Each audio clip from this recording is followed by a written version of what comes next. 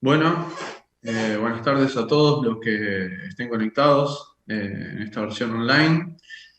Para aquellos que aún no me conocen, yo soy Martín Marcetti, ingeniero agrónomo, recibido de la Universidad Nacional del Litoral, Facultad de Esperanza, en el año 2010. Y poco tiempo después comencé a trabajar en APRESID como coordinador de la REM, la Red de Conocimiento de Malezas Resistentes en ese momento. Luego red de manejo de plagas desde hace un año. Y bueno, y ahí me desenvolví hasta hace un mes, donde bueno, decidí dedicarme a la actividad privada particular. Y bueno, y ahora estamos en esta empresa que se llama La Huella, nuestra empresa de desarrollo y asesoramiento particular desde Galvez, que es zona centro de Santa Fe. Así que bueno, parte de la información va a ser en general a nivel país y algunas cositas un poco más particular que bueno, voy a tener que aclarar respecto a la zona a la que está referida. Respecto a la charla en general, el título dice amenaza o oportunidad.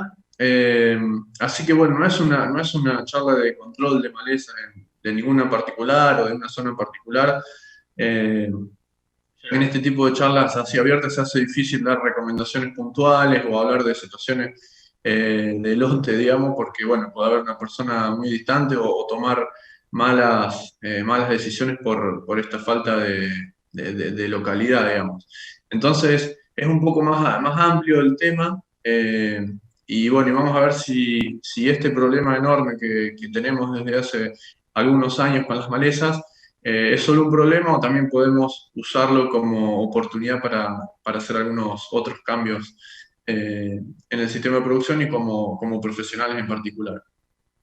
Así que bueno, ya dándole comienzo a la charla, los puntos o principales temas son una descripción rápida de la situación a nivel nacional y la evolución de esta situación.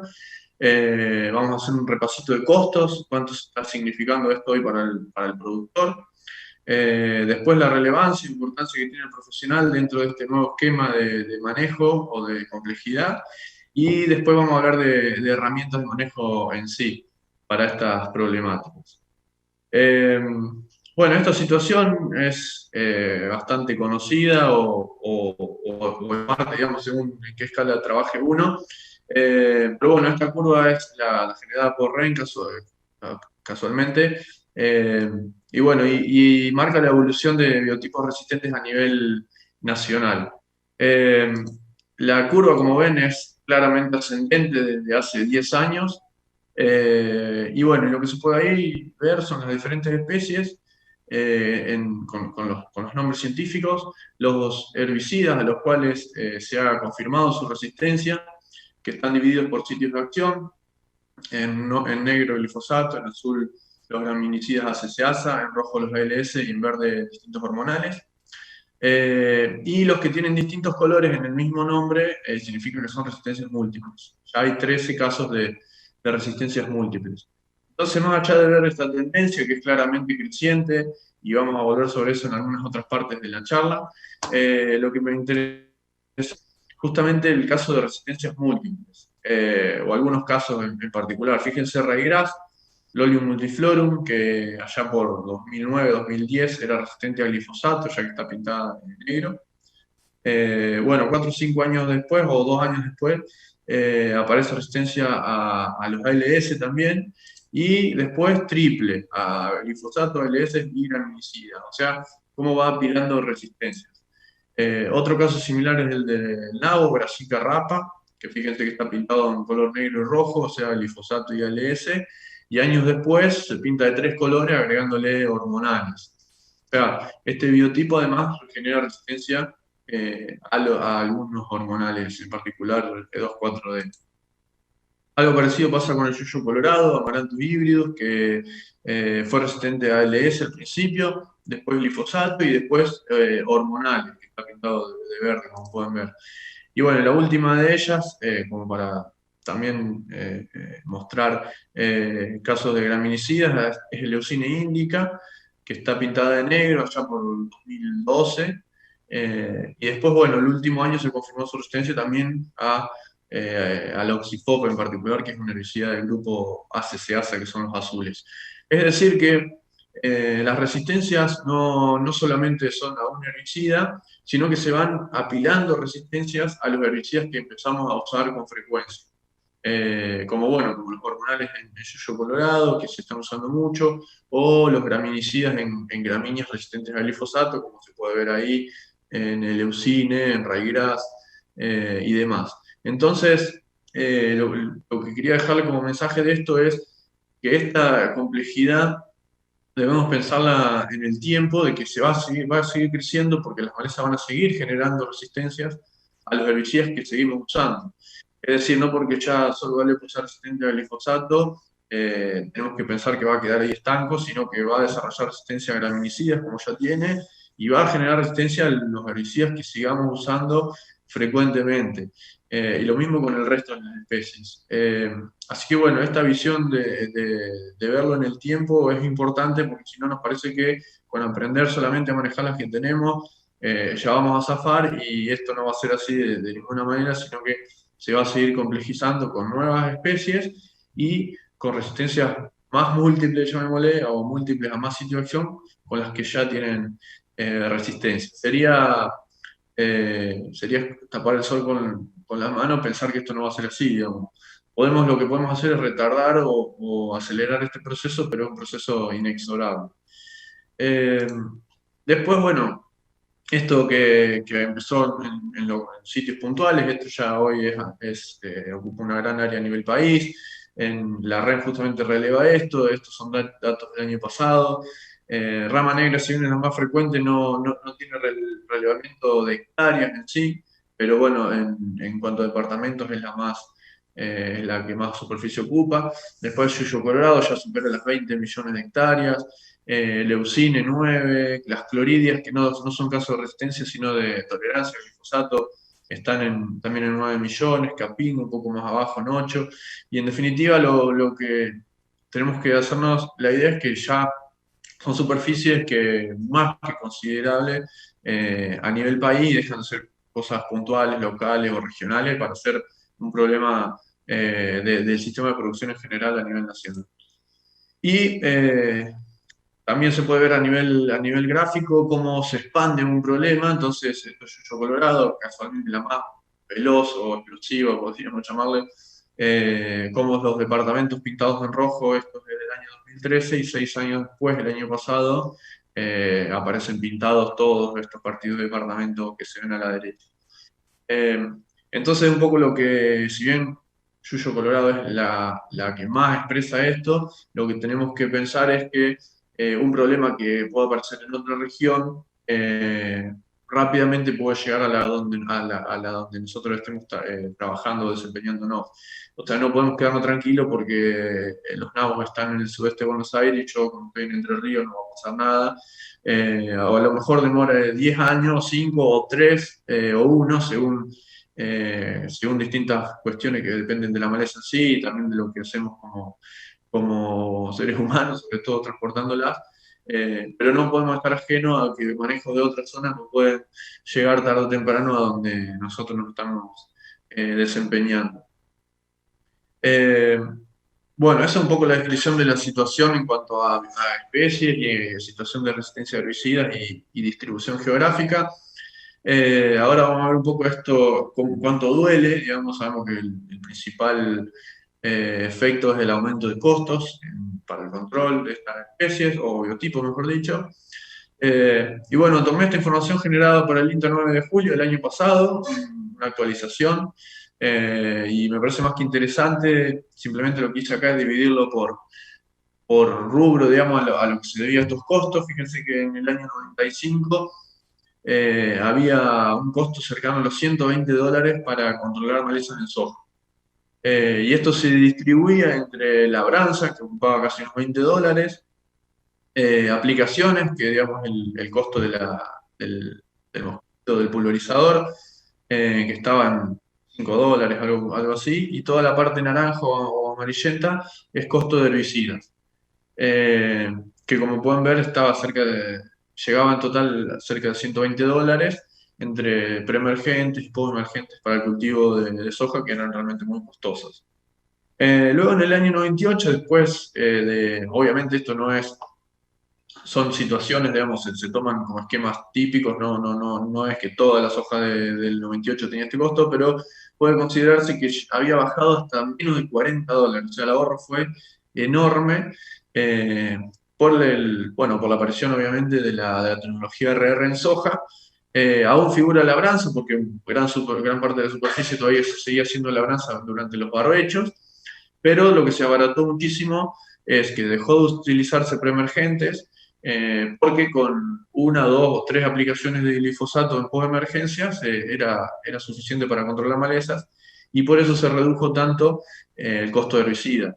Fíjense que era de alrededor de $190 y pasó a ser 20, menos todavía. Entonces, convivía en este esquema labranza con aplicaciones de herbicidas postemergentes.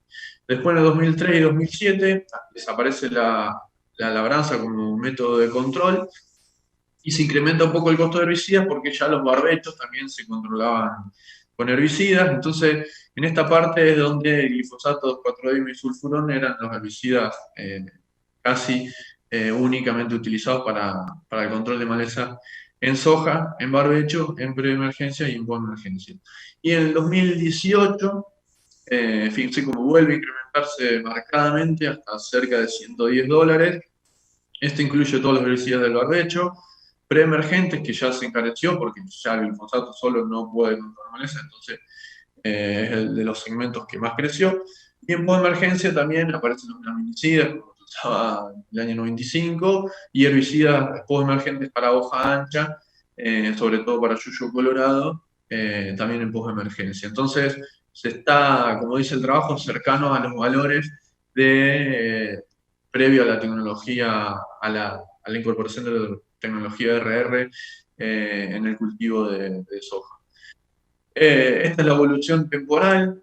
Si vamos a ver por zona, este es un relevamiento de CREA, que tiene muy bien relevado por todas sus regiones, que es lo que se ve en el eje de las X, desde el Chaco santiagueño, que es la zona, bueno, Chaco, chaqueña, donde los costos son de los más altos, cerca de, o supera los $100 en otros problemáticos, hasta el sur, Mar y Sierras, que es la zona más eh, tranquila, si se quiere, en cuanto a costos.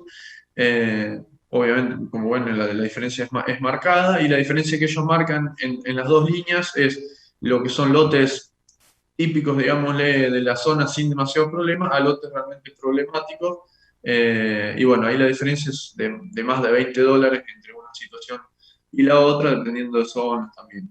Pero bueno, así que el costo promedio andaría, según este relevamiento de CREA, alrededor de los $60 o $70 por hectárea, con diferencias marcadas entre regiones.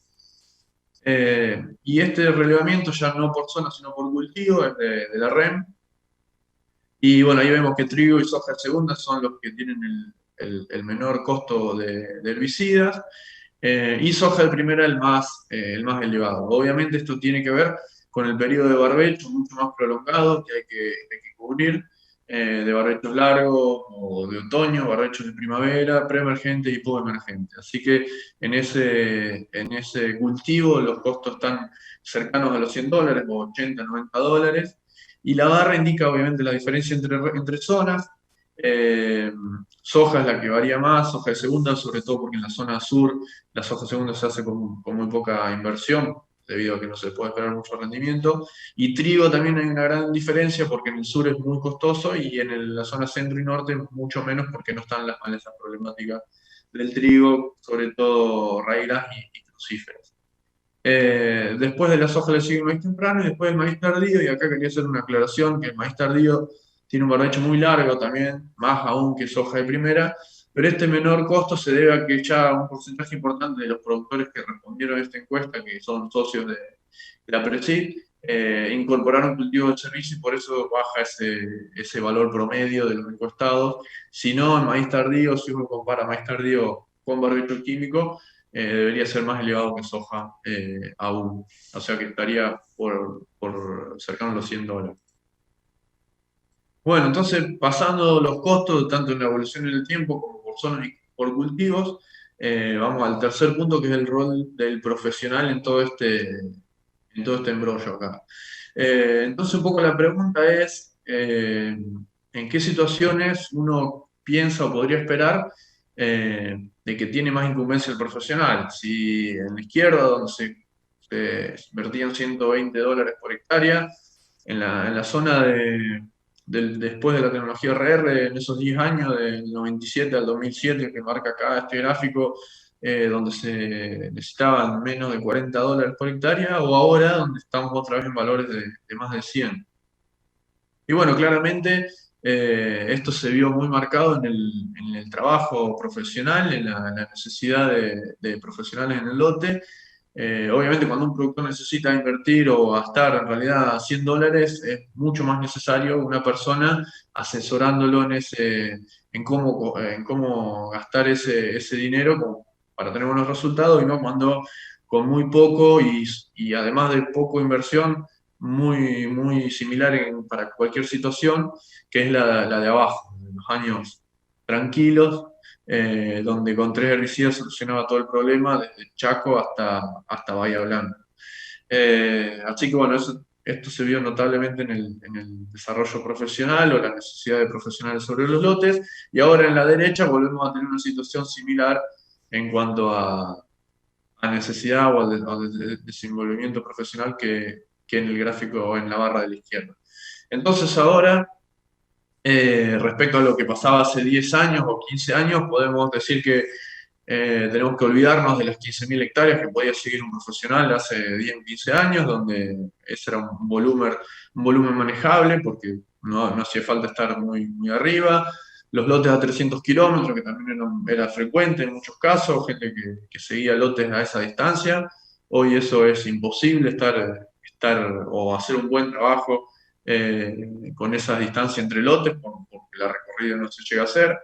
Las aplicaciones por fecha, que era algo frecuente también, de tener un calendario, es decir, en mayo hay que hacer tal cosa, en septiembre tal otra, en noviembre tal otra, y se terminó el problema de manejo de malezas, o las recorridas mensuales, o más aún en épocas de invierno. Hoy hay que hacerlas mucho más frecuentes, hay que dedicarle más tiempo a cada lote, hay que recorrer no solamente lo que está cerca de la puerta o la entrada del lote, sino las cabeceras, los bordes de alambrado, manchones que uno empieza a ver.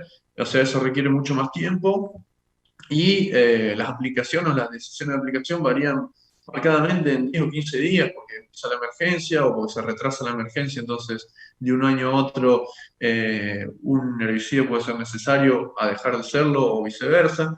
Entonces, bueno, afortunadamente para los profesionales esto es una oportunidad de trabajo, una oportunidad profesional que se había perdido, porque con un teléfono uno podía manejar un lote a 300 o 500 kilómetros simplemente sabiendo la fecha en la que estaba y medianamente cómo era el lote. Así que bueno, esto volvió a ser una oportunidad profesional. Hoy se achicó mucho la superficie que se puede manejar bien por un profesional, y bueno, obviamente es más requerimiento de horas hombre encima de cada lote. Y bueno, y después lo que vamos a ver ahora un poco son las herramientas, y ahí obviamente es el rol profesional también el que tiene que manejar esto. Esto también es de la REM y resume un poco didácticamente 10 prácticas que hacen al manejo de malezas. Vamos a ver algunas cosas puntuales, obviamente no es sobre esto toda la charla, así que marqué algunas cosas que vamos a ir viendo, y relacionado a esto si las malezas son un problema o una oportunidad. Eh, en primer lugar, algo de monitoreo, algo después de manchoneo, específicamente de aplicaciones selectivas o dirigidas. Después, la parte de rotaciones y cultivo de servicio entran ahí, competencia del cultivo o estrategias de manejo de cultivo para las malezas. Y el último punto, que es el manejo de herbicidas en sí, o controlar, como se llama en este cuadro, lo vamos a ir tocando junto con a medida que vamos a ir viendo el resto de los puntos, siempre entra la pata de herbicidas dentro de las diferentes prácticas.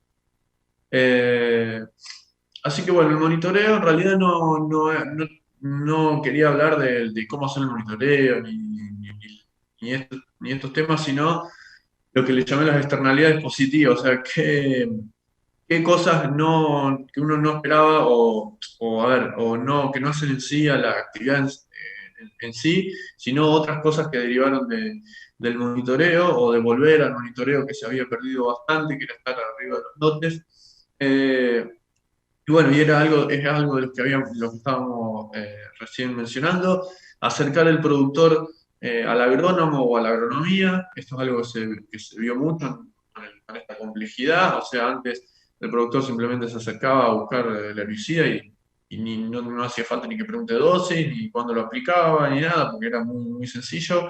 Hoy se requiere nuevamente que el agrónomo lo acompañe al lote, sino un asesoramiento periódico, y si es periódico, obviamente mucho mejor, pero bueno, acercó el productor a la necesidad de consulta del agrónomo, porque bueno, porque las malezas, como veíamos, cada vez hay más especies o biotipos resistentes, y lo que le funcionaba hace 3 años hoy deja de funcionarle.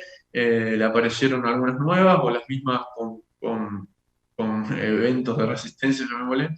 Así que eso fue una externalidad positiva. Después otra vez, esta necesidad de recorrer mejor y más frecuentemente los lotes hizo que se empiecen a prestar atención a otras cosas que se pasaban por alto, esta necesidad de ir más frecuente, de recorrer, como decía, no solamente la puerta al lote, sino otras partes que no se lo hacía tanto. Así que le empezamos a prestar atención a otras cosas que antes pasaban por alto. Y lo tercero, ya no a nivel de lote, sino a nivel de tecnología, ha llevado al desarrollo de aplicaciones específicas para el monitoreo. Así que hay varias, como Sacha, como Cima, y hay otras también que son muy útiles para relevar información sobre todo. O sea, no quita que haya que caminarlo al lote o recorrerlo en vehículo, pero sí que son muy prácticas para tener sistematizada la información y poder después levantarla en el momento que uno la necesite para hacer análisis. Así que incluso para compartirla entre diferentes personas dentro de la empresa o fuera de la empresa. Así que ha llevado esta nueva necesidad de estar arriba de los lotes o de gestionar lotes, el desarrollo de tecnología específica que a su vez después se amplían para otras necesidades técnicas también. Eh, Ahora vamos a ver el punto de competencia del cultivo, o sea, de qué cosas podemos hacer desde el cultivo para el manejo de malezas. Uno de ellos es pensar que no todos los cultivares son iguales. Eh, Normalmente elegíamos los cultivares viendo en redes de ensayo de rendimiento, o sea, de maíz, de soja, de trigo, y veíamos cuáles eran los que más rendían y simplemente con eso se elegía. Hoy mayormente se sigue haciendo eso, pero se empieza a prestar atención a otras cosas y si no se hace, habría que hacerlo. Eh, Así como en cultivares de trigo se empieza a prestar más atención a susceptibilidad a enfermedades por la necesidad de fungicidas que estamos viendo en los últimos tiempos, empieza a prestarse atención, por lo menos en una parte de la comunidad técnica, de esas características. Algo similar debería ocurrir respecto al manejo de malezas, y este es un gráfico ejemplo de ello, de un trabajo de la gente de INTA Pergamino, de cómo dos cultivares de trigo, uno es el azul que es Aca ciprés y otro es el verde que es Klein Yarará, eh, tienen diferentes comportamientos frente a las malezas. Las barritas azules muestran la cantidad de la biomasa de malezas en las parcelas con Aca ciprés, y las barritas verdes de Klein Yarará. Y como puede verse, en el Aca siempre hay bastante más que en el Klein. Esto es obviamente teniendo igual todo el resto de las variables. Así que es una característica particular del cultivar, que puede verse a la velocidad de crecimiento, al porte, si es más rastrero, más erecto, al ancho de la lámina, bueno, diferentes componentes que hacen a la competencia en sí. Y bueno, lamentablemente esto no está en los folletos de los cultivares, lo mismo sucede con soja o maíz o girasol o lo que sea. Hay cultivares que son mejores competidores con las malezas, como les decía, por diferentes características intrínsecas. Eh, Así que bueno, esto es una forma de competir gratis, si se quiere, porque no es con un costo directo, sino prestándole atención a cómo un cultivar tiene una ventaja frente a otro con respecto a las malezas con las que tiene que convivir. Esto, como decimos siempre, no es que uno se olvida del manejo de maleza cuando sembró esto, sino que es una herramienta más que dentro de un combo puede hacer de que tenga que necesitar una aplicación menos o dejar menos semillas de malezas para el año siguiente, porque hubo menor crecimiento y semillazón de maleza dentro del lote frente a un cultivar más competitivo. Eh, bueno, otras herramientas son las clásicas de densidad y estacionamiento entre surco. Esta es una foto que muestra muy claramente eso. A la izquierda un maíz con 50.000 plantas por hectárea, a la derecha 100.000. Y la cantidad de yuyo colorado que hay en el entresurco es marcadamente diferente entre uno y otro. Algo que aclaramos siempre es, esto no significa que el maíz ahora hay que sembrarlo a 100.000 plantas por hectárea, pero sí que la densidad tiene un impacto importante como una herramienta de manejo de malezas. Y el distanciamiento entre surco, más conocido aún, más utilizado. A la izquierda esta soja está a 26 centímetros, a la derecha 52.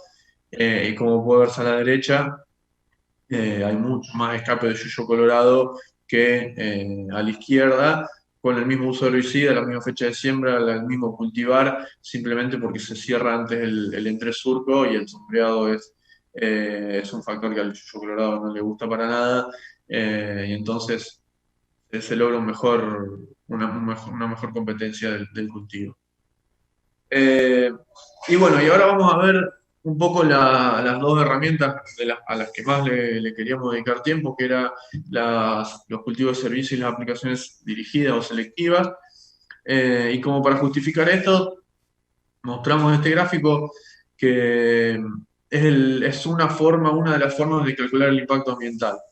Lo que dice ahí es EIQ, justamente es el índice de impacto ambiental, es una metodología de la Universidad de Cornell de Estados Unidos, desarrollado muy fácil, digamos, para poder comparar estrategias químicas de manejo, no solo de maleza, también puede ser usado para fungicidas, insecticidas, pero bueno, en este caso obviamente lo hacemos para herbicidas.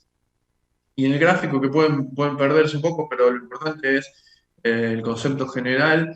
Esto lo hicimos para ver cómo el incremento de malezas difíciles incrementaba el uso de herbicida y obviamente incrementaba el impacto ambiental.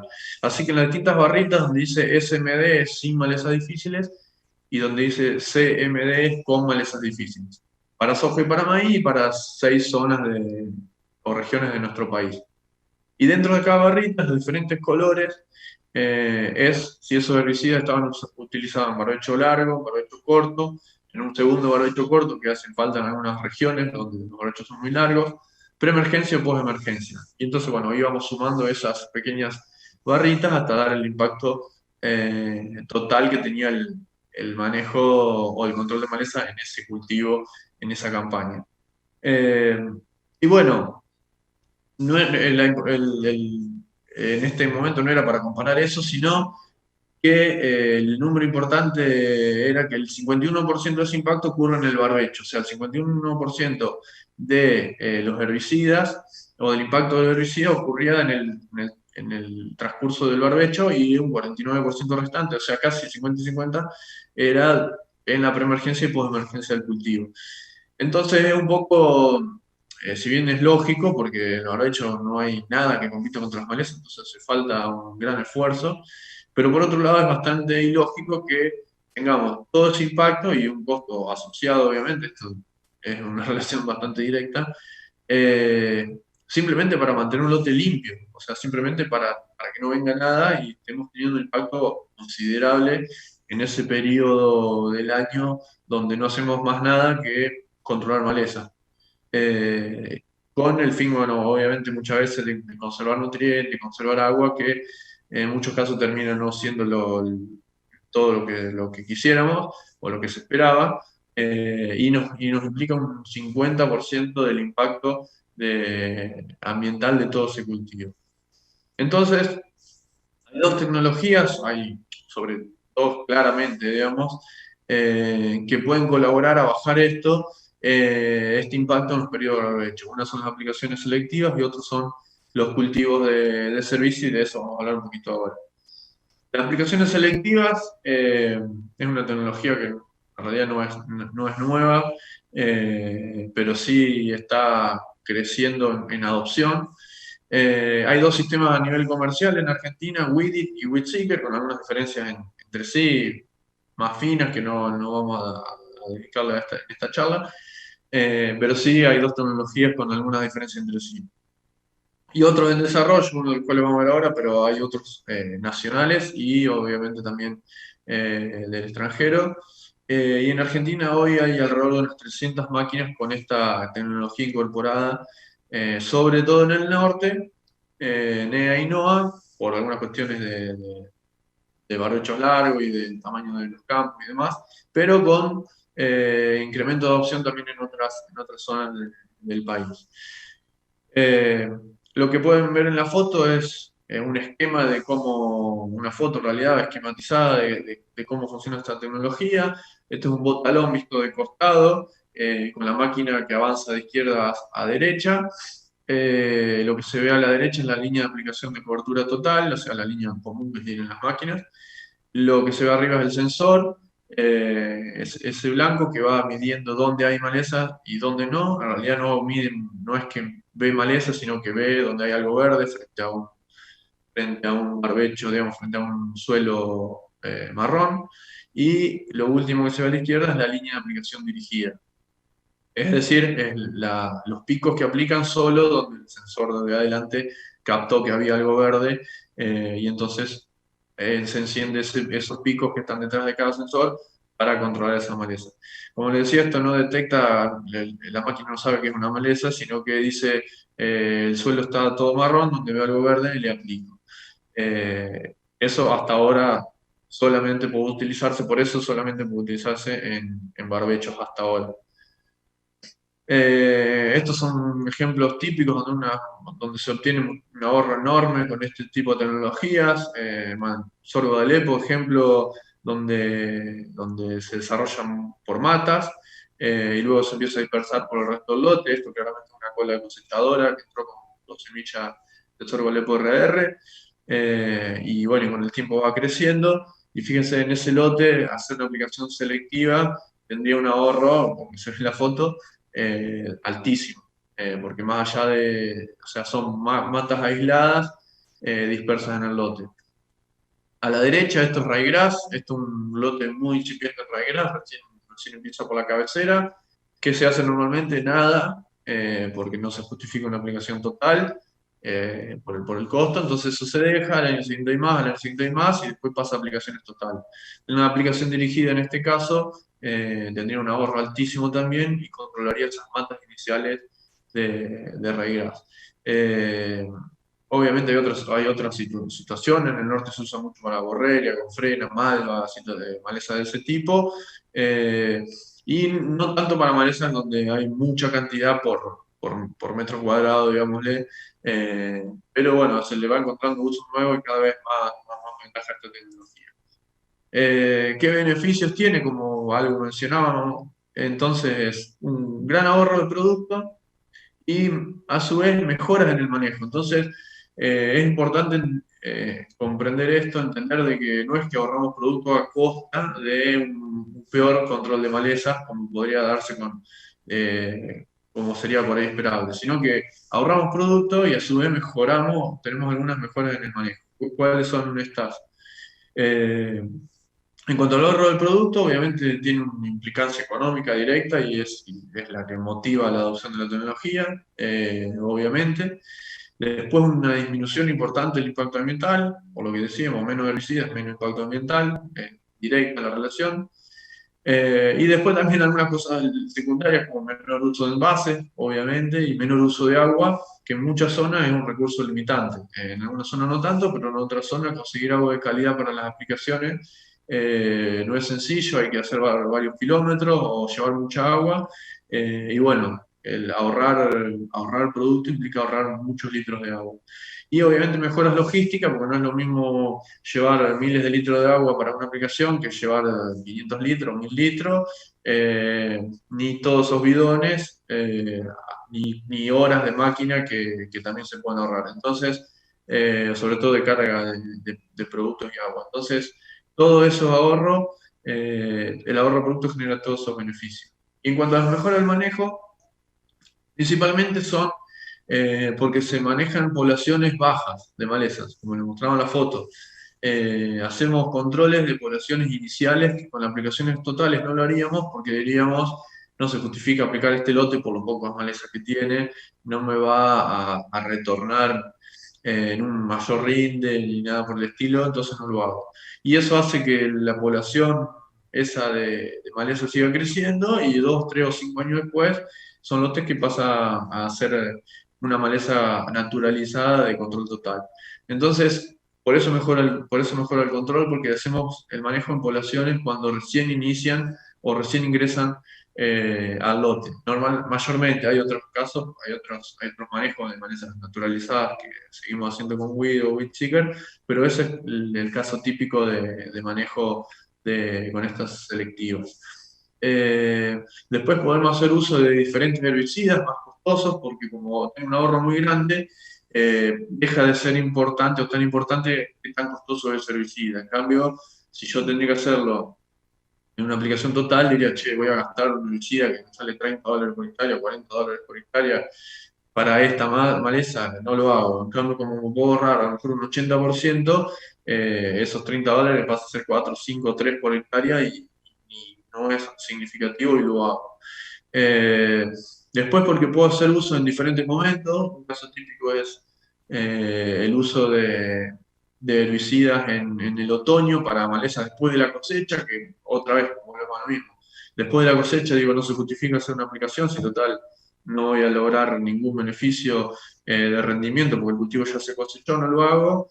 Y es un momento ideal para controlar malezas perennes en el otoño porque la relación biomasa aérea, biomasa subterránea es ideal, eh, y entonces no lo hago. El hecho de hacer una aplicación selectiva, como me ahorro mucho producto, deja de ser algo costoso y lo hago, y los controles son muy buenos, sobre todo después en cuanto al rebrote de primavera, que baja muchísimo. Y el último es la menor presión de selección, si se usa bien. Decimos si se usa bien porque si lo único que hacemos es aplicar los mismos herbicidas que cobertura total en dosis mayores repetidamente, no se tiene ningún beneficio, todo lo contrario. Pero si se usa bien, estoy justamente diversificando porque uso herbicidas diferentes, en momentos diferentes y para poblaciones mucho más chicas. Y bueno, como la resistencia es una cuestión de probabilidad, si la población es más chica, voy a tener menos probabilidad de generar resistencia. Así que si hago bien los manejos, tengo un beneficio también en cuanto a la menor presión de selección de resistencia. Así que bueno, ahí entonces empezamos a ver oportunidades dentro de esto que parece solo un problema, empieza a haber oportunidades de bajar impacto ambiental, de bajar costos y bueno, y otros beneficios como se muestra. La principal limitante de esta tecnología es el costo de la máquina, de la tecnología en sí, digamos. Eh, y bueno, y este es un cuadro que hicieron un cálculo los chicos de Viento Sur, de Necochea, de la consultora, donde uno puede entrar por el costo de herbicidas emergente que tiene en el año, porque obviamente esta tecnología no sirve para herbicidas residuales, es para emergente, o sea, controlan la maleza ya nacida. Entonces, según qué costo de ese tipo de herbicidas tengo en el año, ellos pusieron $40 o $60 como para hacer el análisis, según las hectáreas que trabaja el productor y qué porcentaje de esa superficie piensa que tendría que aplicar cada año, digamos. O sea, no todos los lotes son para este tipo de tecnología, una porque pueden ser lotes limpios o porque sean lotes muy sucios, donde no tengo posibilidad, o sea, el ahorro es muy bajo y no se justifica, o hay años donde no tengo lugar, quizás porque tengo una rotación de cultivos que no me deja un espacio de barbecho donde tengas la maleza descubierta, ya me vale como para hacerla. Entonces, ¿qué porcentaje de la superficie voy a hacer? 20 o 30%, el ancho botanón pusieron el 21 y bueno, y los años de recupero de inversión. Y esto son máquinas que son muy costosas en sí, después cuando uno le pone estos números ve que en muchos casos se recuperan en menos de 2 años. Obviamente, a mayor superficie, mayor costo de poder emergente y mayor porcentaje de superficie baja aún, en algunas situaciones, en menos de un año se paga la inversión de la máquina. Así que esto que parece muy costoso, lo es, realmente no deja de serlo, pero cuando uno le pone números en empresas que trabajan bastantes hectáreas y con muchos problemas o costos de herbicida, no es tanto como parece, y se recupera más que rápido este tipo de tecnología con todos los beneficios extra que vimos en cuanto a impacto ambiental, sobre todo. Y esto es algo que es un paso más en cuanto a las aplicaciones selectivas. Esta máquina es un desarrollo para acá, para Argentina, de Plantium, pero todavía no está comercial. Este año es un programa que le llaman adoptadores tempranos recién, pero bueno, ahí el paso, digo que es un paso más porque ya no solamente se puede usar en barbecho, sino que se puede usar dentro del cultivo como muestra la foto. O sea, puede diferenciar el cultivo, soja por ahora, de maleza. Entonces se amplía el espectro de trabajo de este tipo de tecnología. Eh, Obviamente es solo para herbicida selectivo, no es que el herbicida no va a tocar los hojas y la maleza, tiene que ser un herbicida selectivo, pero se puede hacer dentro del cultivo. OQWIP se llama la tecnología digamos, el lector y aplicador, digamos, el sistema de aplicación, y Terran se llama el robot ese, que es, o sea, OQWIP es el sistema, digamos, parecido a lo que es WID o WIDSeeker, y puede ir sobre este robot que se llama Terran o sobre cualquier máquina de pulverizadora, adaptarle a ese sistema con la ventaja que se puede hacer dentro del cultivo, como se ve acá, y otras ventajas más finas que pueden verse, como el tipo de cámaras y demás. Y Terran es el robot, o sea, como pueden ver, no hay nadie manejándolo, pueden entrar a la página web y verlo cómo funciona, totalmente autónomo. Así que bueno, parecen de ciencia ficción, pero bueno, ya está probado en campos argentinos y va a estar este año, como le digo, disponible para algunos primeros adoptadores de esta tecnología. Así que no sería loco pensar que en 4 o 5 años tengamos estos robots controlando maleza dentro de los cultivos. Algo que parece ciencia ficción, pero va a ser una realidad. Así que bueno, pasado el capítulo de aplicaciones selectivas o dirigidas, vamos a los cultivos de servicio, que era la otra pata grande que íbamos a ver. ¿Por qué cultivos de servicio? Bueno, esta es una encuesta que hicimos hace 3 años, la campaña 17, digamos, y el análisis que hicimos en 2018, sobre por qué los productores que adoptaban cultivos de servicio, por qué lo hacían, o sea, qué objetivo buscaban. Y el primero, el más mencionado en toda la zona, era el control de maleza, como se puede ver a la izquierda. Las barras que llegan al 90% aproximadamente buscaban el 90% de quienes hacían cultivo de servicio buscaban una mejora en el control de malezas. Pero tiene otros múltiples beneficios que son los que figuran ahí y otros más. Pero bueno, figura en segundo lugar el aporte de carbono, después control de erosión hídrica, sobre todo eso aparecía en Entre Ríos, obviamente por una cuestión de topografía, aporte de nitrógeno, consumo de agua, sobre todo en lugares donde hubo ascensos marcados en APAS. Otros buscaban romper desificaciones, control de la erosión eólica, pastoreo y otros. Pero bueno, lo importante de esto es que los cultivos de servicio, antes llamados cultivo de cobertura, ahora todavía conviven los dos términos, cultivo de servicio un poco más amplio, es una tecnología muy vieja, o sea, no es nada novedoso lo del cultivo de cobertura, pero no se adoptaba, o se adoptaba muy poco, la opción era muy baja, hasta que empieza un tema muy importante como es el control de malezas. Entonces, decimos que es una oportunidad porque una tecnología con tantos beneficios, como pueden verse ahí, aporte de carbono, control de erosión hídrica y eólica, regular el ciclo del agua, romper dosificación y demás, todo eso se sabía, pero hasta que no aparece un problema realmente importante que mueva al productor, eh, la adopción era despreciable. Entonces ahora, por el problema enorme de malezas, empieza a traccionar este tipo de tecnología, como son los cultivos de servicio, con los otros, o sea, pero siguen los otros beneficios, no es que porque lo hago para controlar malezas no me va a aportar carbono o no me va a controlar la erosión hídrica o eólica. Si bien esto es un balance y cuando busco más de uno, quizás otro se deprime un poco, pero es una oportunidad enorme para lograr mejoras en el sistema, eh, intentando controlar mejor las malezas. Eh, y bueno, y este es un ensayo que hicimos el año pasado, con distintos herbicidas para preemergentes en soja y complementándolo con cultivo de servicio o sin cultivo de servicio. Las barras marrones son sin cultivo de servicio, es decir, la situación típica de una soja donde se aplica se hace un barbecho químico, se aplica el preemergente y se siembra la soja.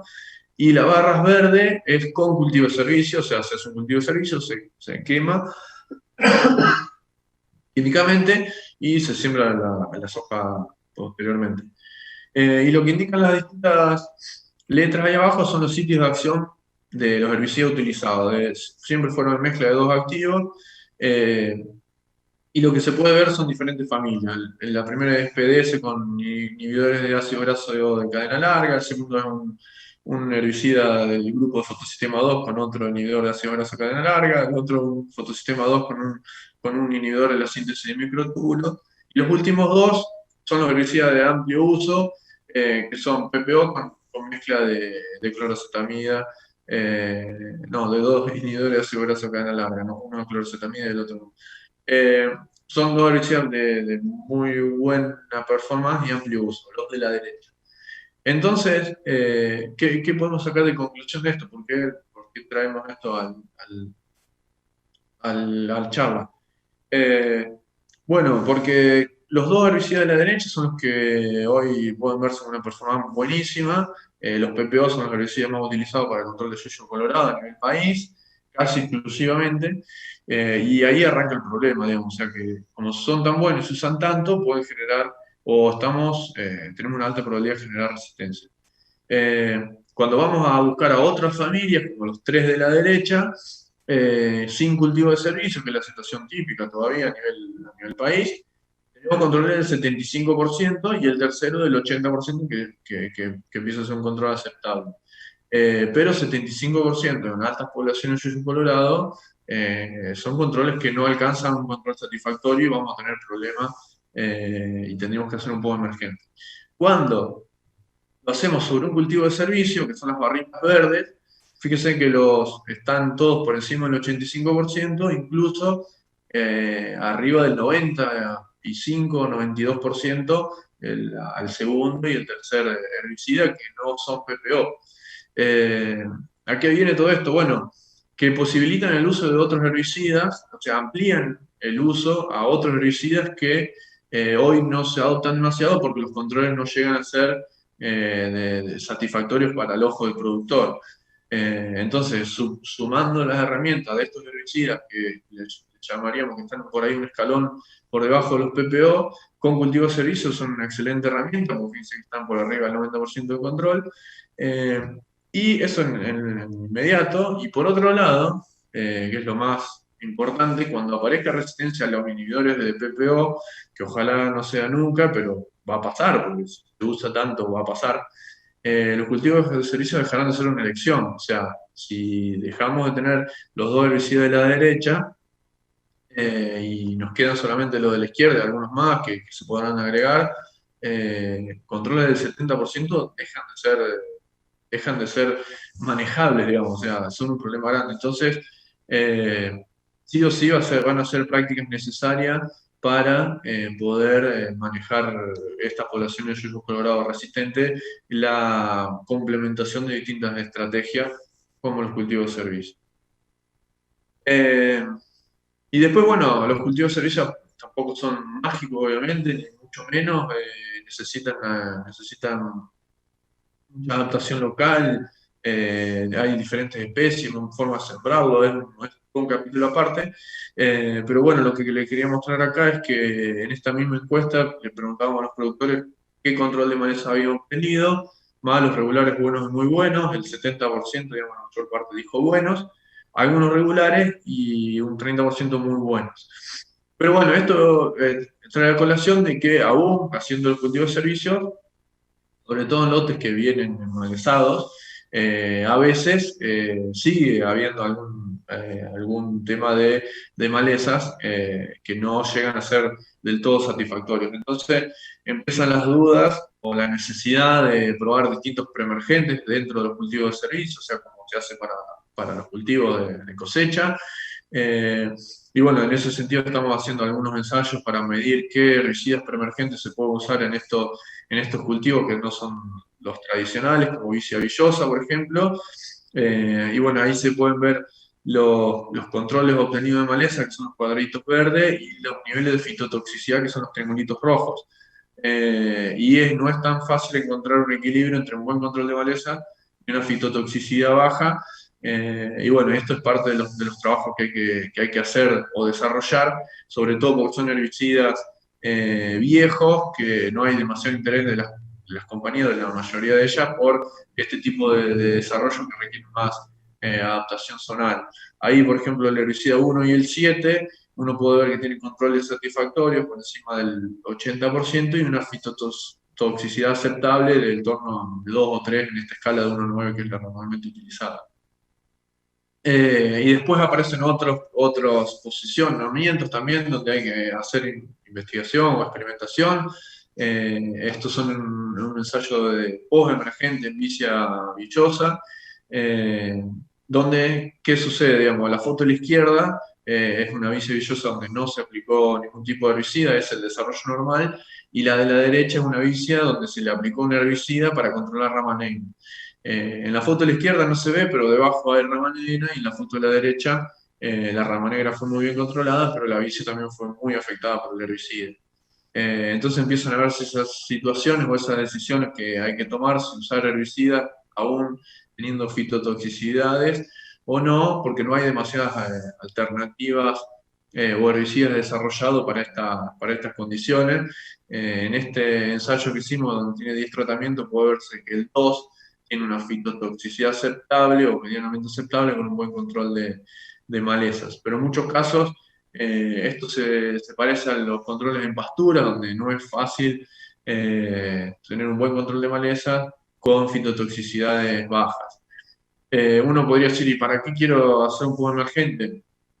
Si hago un cultivo de servicio, lo puedo usar el pre-emergente donde hay más alternativas. Y lo que sucede es que se están haciendo muchos cultivos de servicio eh, previo a la cosecha del cultivo anterior, con avión o con Altina o otras máquinas. Entonces, eh, eso no deja una otra ventana de aplicación más que la post-emergencia del cultivo de servicio, y por eso es necesario, sobre todo en estas aplicaciones aéreas o de siembras aéreas, si bien se ha mejorado muchísimo, pero bueno, suelen quedar algunos huecos, espacios donde las malezas lo aprovechan y entonces en algunas situaciones, sobre todo, como digo, de lotes que vienen enmalezados de años anteriores, es necesario un herbicida post-emergente la aplicación de esta tecnología. Y después, bueno, aparecen otros temas también que son una oportunidad, bueno, una necesidad de conocimiento, que es el hecho de el carryover. El carryover se le llama cuando herbicidas utilizados en un cultivo afectan al cultivo siguiente digamos, o la residualidad es más de la deseada, el efecto es dura más de lo deseado y empieza a afectar un cultivo donde yo obviamente no busco un daño. Este es el ejemplo de un maíz temprano, donde puedo hacer aplicaciones de emergencia o con emergencia, y si ese cultivo, ese herbicida permanece en el suelo, sin degradarse, puede generar problemas a los cultivos de servicios siguientes. En la barra de arriba puede verse, sería el esquema de un cultivo de servicio que se siembra posterior a la cosecha, y en la segunda verde, que se encuentra solapada con la naranja, es el caso del herbicida de la siembra o cultivo de servicio antes de la cosecha del maíz. Entonces empiezan las consultas sobre si el herbicida que le aplique el maíz puede afectar el nacimiento de la cobertura siguiente, porque de hecho hay herbicidas que pueden tener este daño y situaciones donde se dan este tipo de efectos sobre el cultivo de servicio siguiente. Más aún en maíces tardíos, esto está mucho más cerca, en maíces tardíos, la única opción de hacer un cultivo de servicio arriba es boleado en marzo, abril. Ahí entonces está mucho más cerca la aplicación de los herbicidas del maíz de la siembra aérea del cultivo siguiente, o bueno, en soja, donde en una situación intermedia entre maíz temprano y maíz tardío, respecto al tiempo que transcurre entre la aplicación del herbicida de la soja y la siembra del cultivo de servicio siguiente. Eh, Así que bueno, empieza a haber este tipo de dudas y lo interesante es que ya tenemos que hacer una planificación previa porque si hacemos algunos herbicidas en el cultivo de cosecha podemos tener efectos sobre la cobertura posterior, entonces ya deberíamos saber qué especie vamos a sembrar y qué herbicidas deberíamos evitar para tener la seguridad de que no tengamos efectos, sobre todo si los años vienen secos, donde la degradación es mucho más lenta y especialmente en algunos suelos más arenosos o con algunos pH particulares que pueden alargar el efecto de algunos grupos de herbicidas. Eh, este es un ejemplo de un ensayo que estamos haciendo sobre esos temas, donde hay diferentes especies de cultivo de servicio, cruzado con todos los herbicidas que se aplicaron previo a la siembra del maíz, para ver si justamente esos herbicidas quedaron en el suelo teniendo un efecto fitotóxico sobre las coberturas que se sembraron luego de la cosecha del maíz.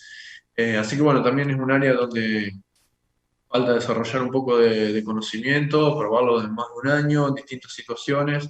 Y bueno, son nuevas incógnitas, nuevas consultas que aparecen en base a esta tecnología nueva de los cultivos de servicio para el manejo de malezas. Y bueno, yendo a los bifes, los cultivos de servicio, porque muchas veces se dice todo lindo, hacen un montón de cosas, pero son caros. Este es un cálculo que está hecho sí para la zona, digamos, ahí sí me vengo al origen. Esta es una situación típica de un barrocho químico típico de la zona, puede ser mejorable o cambiable respecto a los herbicidas y demás, pero es algo que se hace bastante. Eh, con los costos, ahí están los productos y los costos de las aplicaciones, y se llega a un valor de $72,5 desde el barcho químico hasta la aplicación del preemergente. A la derecha están los costos de hacer una avena de servicio, donde, bueno, obviamente tiene la siembra, el servicio de siembra, la semilla, la pulverización para secar la avena y el mismo preemergente que tiene el barbecho químico. Eh, Algunos podrán decir si me puedo arriesgar a hacerlo sin preemergente. Algunos lo han logrado, sobre todo cuando arrancan en un círculo virtuoso de disminuir, pero no sería recomendable, sobre todo en los inicios, sacar preemergentes porque nos pueden generar una sorpresa después que no se llega a los controles satisfactorios. Entonces se deja para el análisis la misma mezcla preemergente que es muy utilizada. Y bueno, y tenemos un costo de $74, o sea, prácticamente el mismo que el que se ha obtenido con un barbecho químico.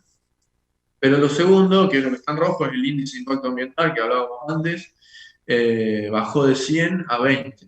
O sea, significativamente menor el impacto ambiental que estamos viendo con una estrategia, la de la izquierda, que con otra estrategia de un impacto mucho menor que la de la derecha. Algo similar sucede con maíz. Este es un maíz de primera tardío, digamos, o sea, sembrado por diciembre.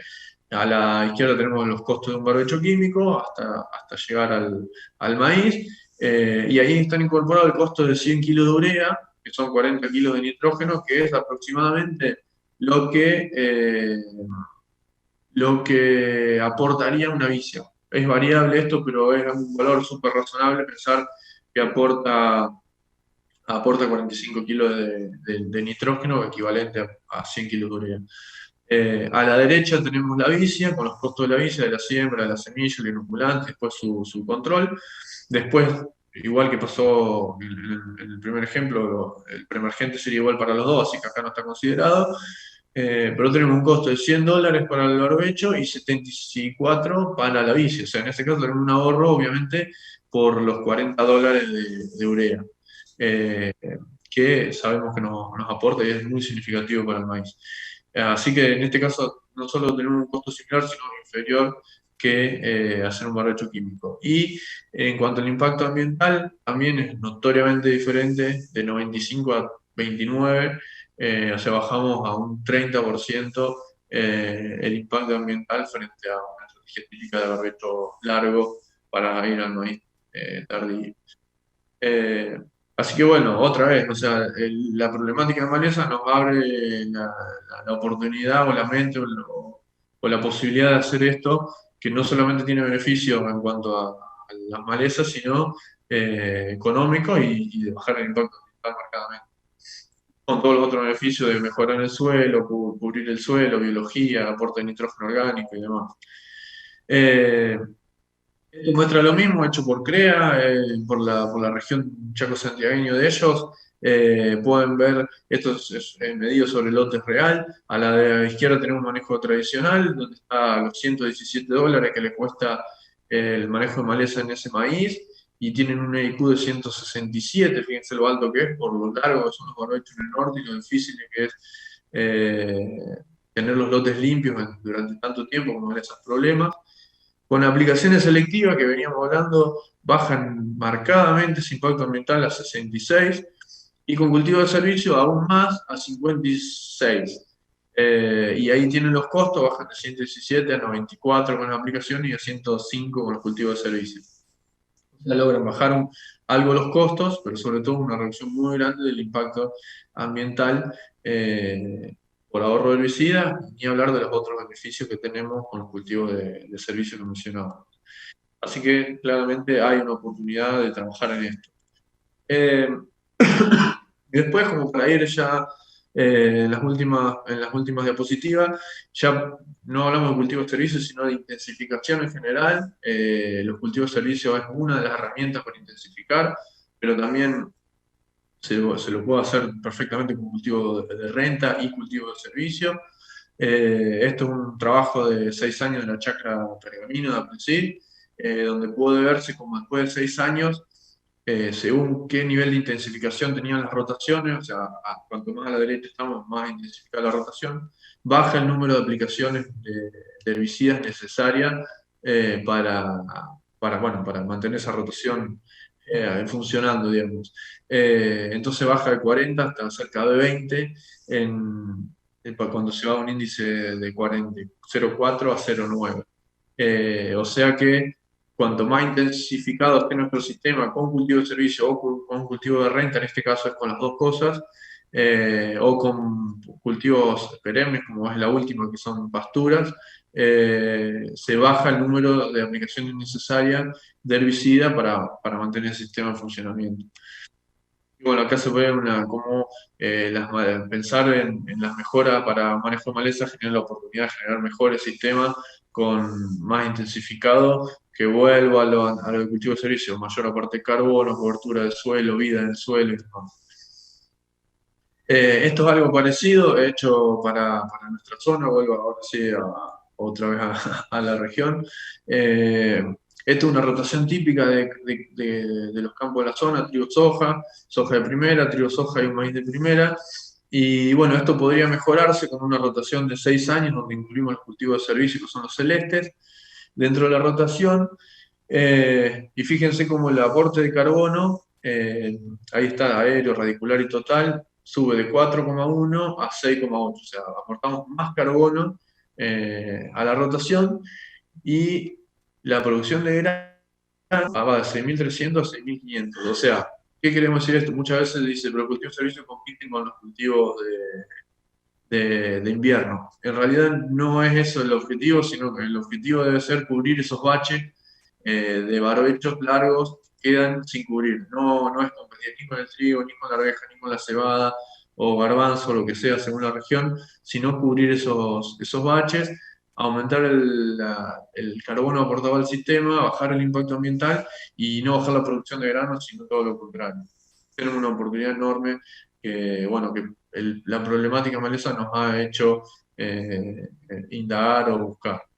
Y por último, respecto a los herbicidas, acá sí comparo estrategias de herbicida entre sí, cabeza a cabeza, por el concepto este de impacto ambiental. Eh, son esquemas de ejemplos solamente, se podría hacer buscar muchas otras situaciones, pero buscar un ejemplo como para ver que también podemos jugar con esto, aún en las estrategias químicas hay mucho por mejorar. Las dos de la primera, que son las naranjas, son herramientas de residuales de maíz. La de la izquierda, una muy utilizada, tracina con metolaclor. Fíjense el impacto que tiene, 52% no por ciento, sino 52 es el valor de IQ. Y puse FIRS porque es un producto de muy bajo impacto, pero hay otro en el mercado de impactos similares o mucho menores que la tracina y metolaclor. Fíjense, no llega ni a 5. O sea, y los controles aún son mejores, notablemente, que la tracina con metolaclor. Entonces, como en el mismo momento, digamos, en el mismo segmento, uno tiene que elegir un herbicida u otro, tiene efectos marcadamente diferentes en cuanto al impacto ambiental que podemos tener con la estrategia A, que es la tracina metolaclor, frente a otros herbicidas mucho más modernos, de un perfil mucho menor, y que en este caso controlan aún bastante mejor las malezas que la tracina metolaclor.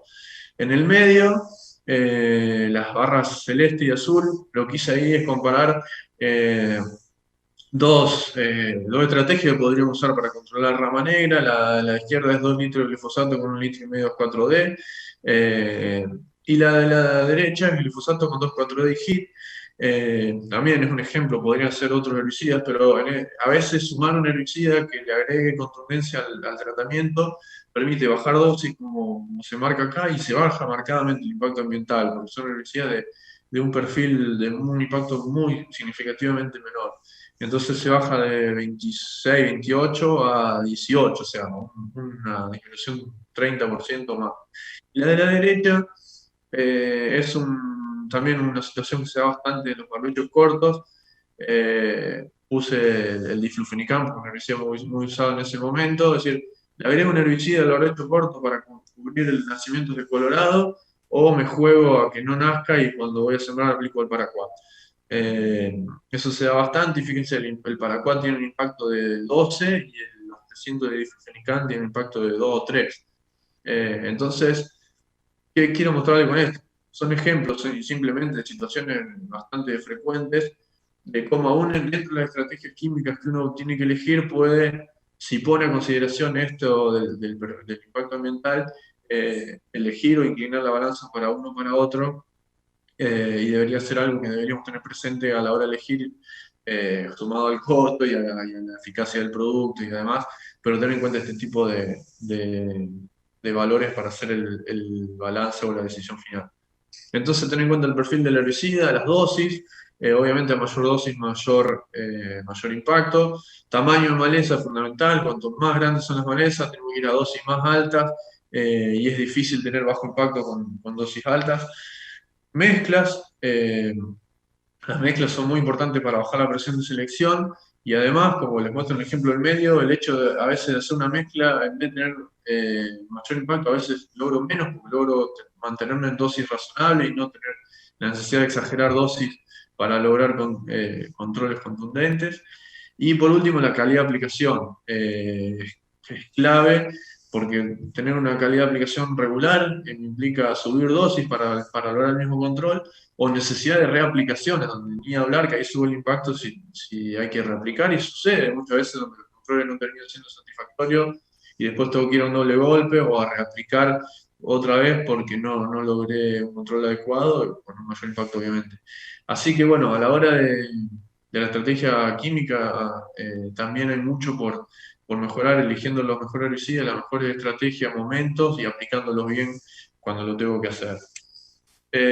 Para terminar, creo que el crecimiento de las malezas es sin duda un problema. No es que le dice, no es una oportunidad, digamos, y nada más. Sin duda son un problema. Ojalá no tendríamos esta complejidad de malezas resistentes.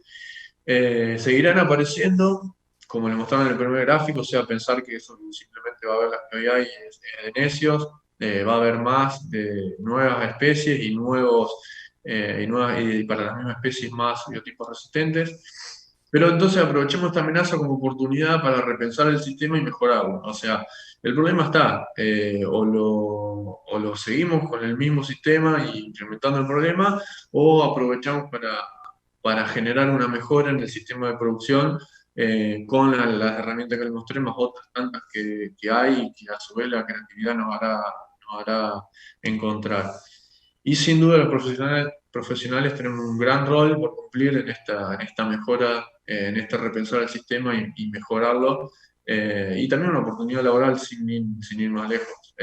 Así que creo que tenemos un importante rol por cumplir en este problema y oportunidad al mismo tiempo. Bueno, muchas gracias. Ahí les dejo mi mail y mi teléfono por cualquier consulta, sea de esta charla o por cualquier otra que sea. Espero que les haya servido en algo que sea. Y bueno, ahora voy a ver si hay algunas preguntas en el momento. Y si no, como les digo, me pueden preguntar ahí. Eh, ¿Qué apps de monitoreo hay? Eh, Acá, bueno, conozco a Cima y a Sacha, son aplicaciones diferentes.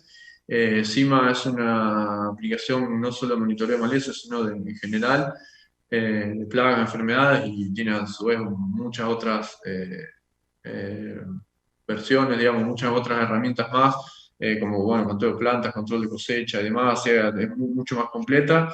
Eh, Cima es algo más simple, sobre todo para calcular superficie, cobertura verde de los lotes. También se pueden sacar fotos y mandar a reconocer. Entonces son las dos que conozco y que son eh, diferentes entre sí, depende de la utilidad que le busque cada una. También ahora Agravan tiene un convenio con la gente de APSE, que bueno, la gente de APSE sabe muchísimo de monitoreo de malezas, son especialistas en eso. Así que desarrollaron una aplicación juntos, eh, Auraban APSE. Así que sin duda, no la conozco, no la he usado, pero sin duda debe ser buena para el monitoreo de malezas. Eh, y bueno, y lo que yo siempre digo en esto es, o sea, la aplicación lo que hace es facilitar el registro y el análisis de información. Nada quita el caminar el lote. Si no vamos al lote, no hay ninguna aplicación que me diga qué maleza hay, qué tamaño y cuándo tengo que aplicar, o qué tengo que hacer. Pero sí facilita mucho tener eso y tenerlo fácil para un análisis histórico o para recordar que hice tal lote. Así que bueno, esos son los tres que conozco y cada uno me parece que lo va a manejar según la necesidad que tiene, el volumen de trabajo, cómo es su equipo, si trabaja solo, o si hay reportes internos. Así que bueno, eso son las que conozco y cada una debe tener su ventaja y desventaja. Eh, y alguna más, acá hablan de cultivo de servicio por especies. Eh, para malezas, no puse ese gráfico casualmente, pero eh, los cultivos de servicio varían mucho en cuanto a su efecto sobre las malezas. Y hay dos efectos principalmente. Uno es durante el cultivo, o sea, competencia en el mismo momento, como por ejemplo con rama negra. Y después hay un efecto posterior, que es sobre las malezas de verano sobre todo, porque los cultivos de servicio normalmente lo hacemos en invierno, no es excluyente, pero es lo más usado. Eh, entonces, para la competencia simultánea con maleza en invierno, la red de cultivo de servicio de se lo tiene muy evaluado, muy interesante. Las gramíneas funcionan muy bien, las vicias también, la vicia villosa, muy buenos controles de malezas, y las mezclas de gramíneas con otras especies. Las que no funcionaron bien fueron las leguminosas como los tréboles, porque son muy lentos, ni las crucíferas. Así que de hacer especies para control de malezas deberían ser gramíneas, vicias o mezclas con gramíneas. Y bueno, y después el control posterior, una vez seco, o rolado el cultivo de servicio. En el rolado, si el lote estaba limpio a la hora de rolarlo, el rolado es mejor que el control químico porque cuesta el material y deja una especie de alfombra que bloquea el nacimiento de malezas. Si el cultivo de servicio estaba sucio, o sea, sucio, si había maleza adentro, el rolado puede ser un problema porque deja malezas conviviendo ahí que van a enderezarse y seguir. Pero si eso no pasa, el rolado es mejor que el control químico. Y bueno, y ahí el efecto lo hace por mulch, o sea, por cobertura. Entonces cuanto más cobertura logro, más residualidad, a su vez, cuanto más carbono tengan esa cobertura, más residualidad van a tener en el tiempo esos controles de malezas. No obstante ello, como les decía antes, cuando mencionaba los residuales para soja, maíz, si no tienen experiencia en cultivo de servicio, no me jugaría a no aplicar herbicidas residuales en el cultivo siguiente. Después que uno le va agarrando la mano y va teniendo controles, lotes con menores cantidades de maleza, quizás pueda jugarse a ir bajando la cantidad de preemergentes o de poner preemergentes no tan residuales y demás. De hecho, hay gente que lo viene haciendo con buenos resultados, pero no me jugaría de uno decir, como hice centeno, no le pongo nada a la soja porque me puedo llevar una sorpresa y se me tapa de colorado, bueno, o de gramínea según la zona. Eh, Así que es un poco sobre las especies que me preguntaba. Y bueno, por el momento me parece que no hay ninguna otra pregunta. Acá hay otra más. ¿Cómo imaginar un modelo económico para un contratista de aplicaciones para usar el módulo de aplicación selectivo, ya que su costo es alto? Bueno, en realidad el modelo habría que armarlo, habría que jugar un poco en un Excel. En el norte, como les decía, hay muchas máquinas de aplicación selectiva de contratistas, tanto propios como de contratistas. La ventaja que tienen es que son campos muy grandes y que los lotes a su vez permanecen mucho tiempo en barbecho. Entonces, si bien para el sistema no es un buen ambiente, pero sí para que entre en este tipo de aplicación selectiva, entonces la máquina entra 2 o 3 veces dentro al mismo lote en un invierno y a su vez son lotes grandes donde se puede hacer mucho trabajo.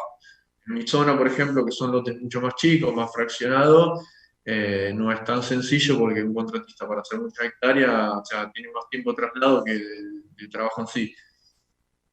Yo creo que es algo que se va a ir imponiendo porque por un lado la tecnología va a bajar de precio y por otro lado las malezas, como decía, no van a bajar, o sea, al contrario, van a seguir incrementándose.